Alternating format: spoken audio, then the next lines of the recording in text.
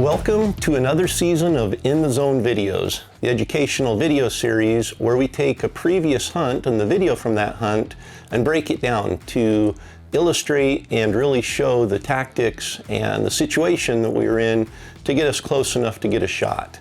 Before we jump in though, I want to take a minute and thank the sponsor for this series, Exo Mountain Gear. I started wearing Exo packs several years ago when they first came out, and they're still the most comfortable and purpose-designed hunting pack I've ever used. They weigh about 4 pounds empty, and they compress down small enough that I can wear it as a fast and light day pack, but then also have the ability to carry far more weight than anyone needs to pack on their back and do it comfortably. By spanning every need that I have in a hunting pack, day hunting, bivvy hunting, and then packing heavy loads of elk meat back to the truck, all with one pack, they're truly the best pack that I've found for my style of hunting.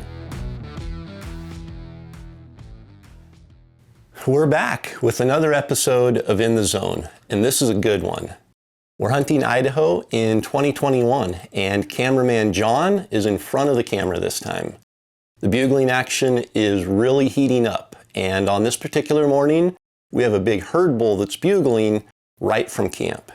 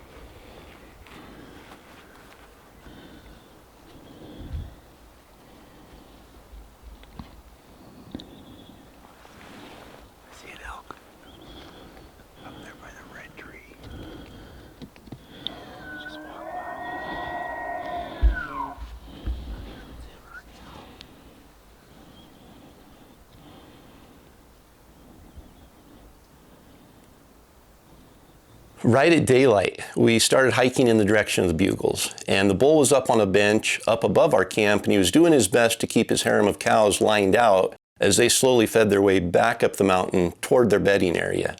I stayed back 50 or 60 yards to call as John and Donnie made their way up to the base of the hillside that led up to the bench the elk were on. He's about 120 yards out. Sitting up on top of the hill. He's not sure if he wants to come down or not.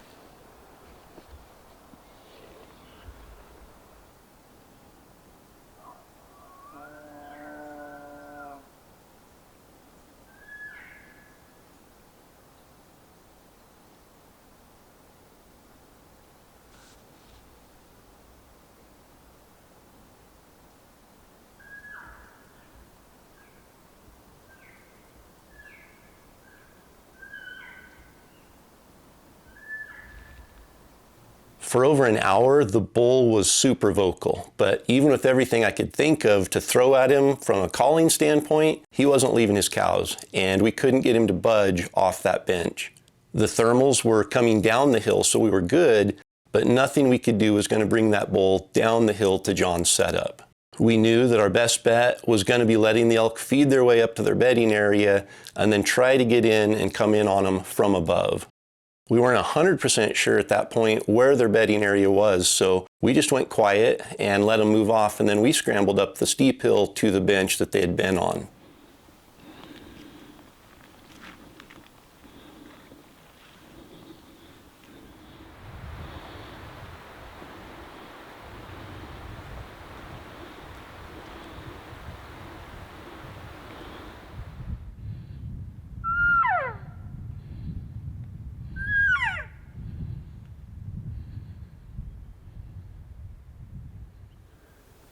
We've worked our way up mid-mountain or so, and it's eerily quiet.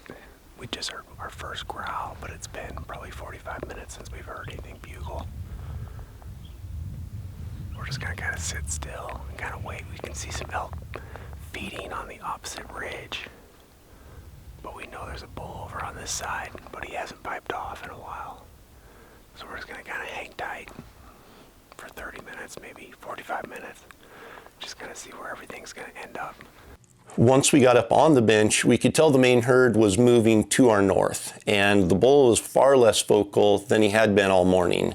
We knew we couldn't just follow the herd, as the switching thermals were going to bust us for sure, and we'd need to eventually get on the hillside above where they were headed. There was a second bull at this point that started bugling across the draw to our south, so we decided to go in that direction and see if we could call that bull in. Then if that didn't work out, we'd circle around to the head end of the draw and come out above the hillside where the main herd was likely heading to bed.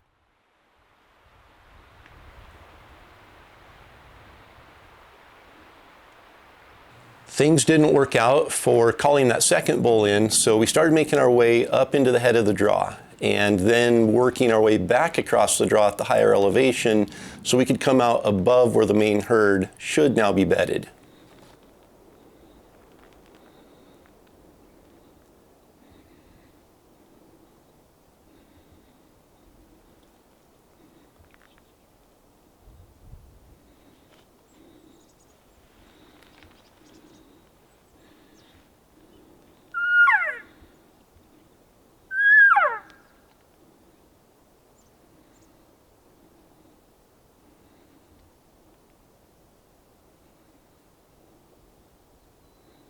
We made it back out onto the main ridge and out onto a rock outcropping that was overlooking the draw behind us, as well as the timbered hillside out in front of us where we thought the bigger bull was probably bedded.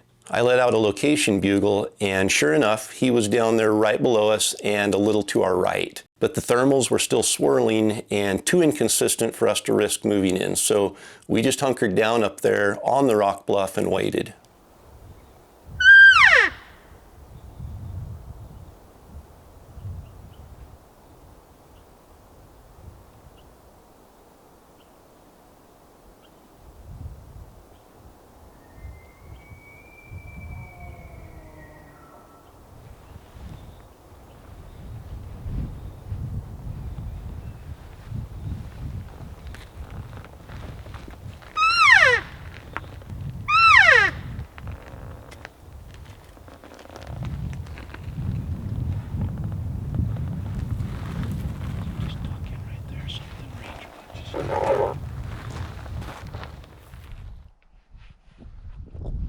After a few hours of sitting up there in the blistering sun, the thermals had finally settled into their afternoon pattern, and we decided to start calling again.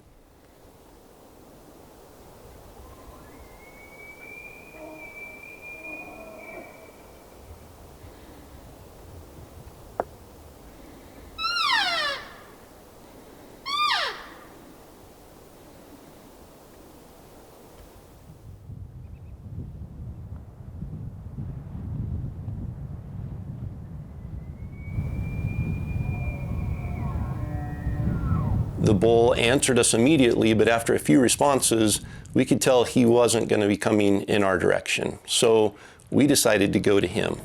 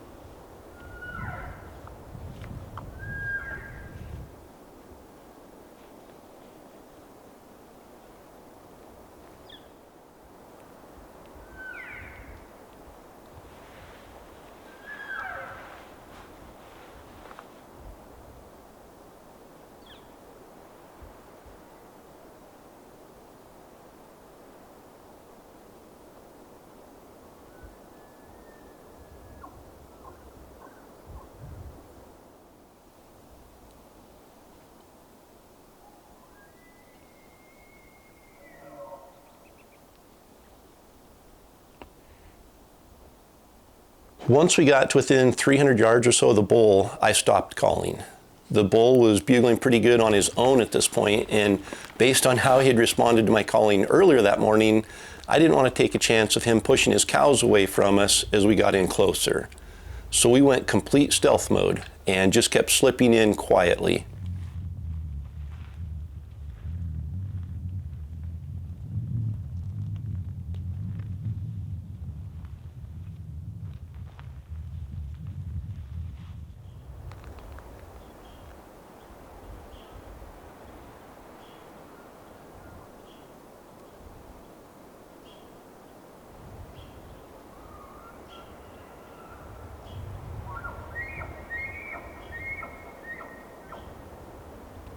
When we finally got to where I figured we were within 150 yards of the bull, I started looking around for good places to set up so we could call. We were just standing there surveying the hillside, and I caught movement in the alders down below us and to our right. The bull was on his feet, and he was pushing a cow up the hill right below us. Before we could move to get hidden, the bull turned and followed the cow straight up the hill right towards us. We froze there, and they ended up 35 yards or so right below us. But in the thick brush and the alders below us, there was no way we were going to get a shot.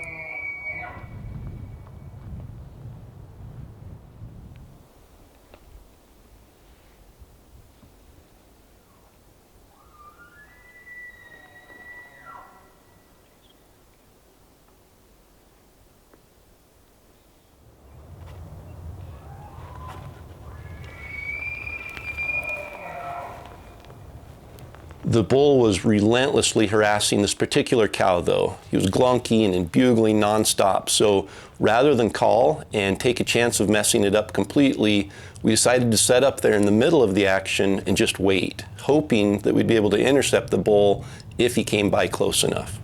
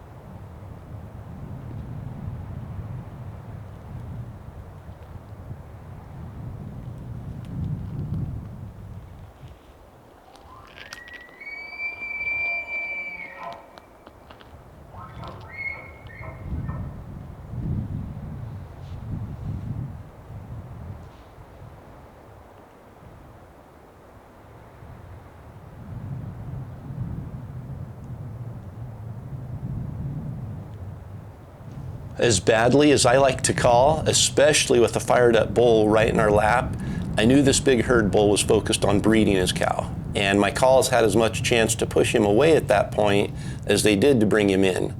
So I bit my tongue.